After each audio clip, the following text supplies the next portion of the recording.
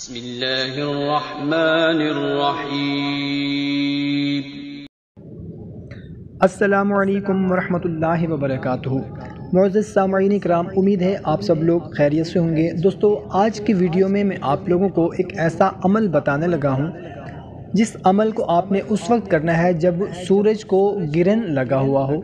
ہمارے وہ بھائی بہن جو رزق کی وجہ سے، مال کی وجہ سے، اولاد کی وجہ سے، صحت کی وجہ سے، گھر کاروبار کی وجہ سے پریشان ہیں، تو جب سورج کو گرہن لگا ہوا ہو اس وقت یہ مختصر سا عمل ضرور کر لینا، انشاءاللہ عز و جل کبھی آپ کو رزق کی، مال کی، کاروبار کی، گھر کی پریشانی نہیں ہوگی۔ عمل انتہائی آسان سا ہے۔ بتانے سے پہلے آپ سے گزارش ہے کہ اگر چینل کو سبسکرائب نہیں کیا ہوا تو چینل کو سبسکرائب کر لیں، اور ہماری حوصلہ افزائی کے لیے ویڈیو کو ابھی لائک کر دیں اور صدقہ جاریہ سمجھ کر اس کو شیئر کر دیں، جزاک اللہ۔ تو محترم سامعین کرام، آپ نے کرنا کچھ اس طرح سے ہے کہ جب سورج کو گرہن لگا ہوا ہو تو آپ نے سب سے پہلے 2 رکعت نفل پڑھنے ہیں۔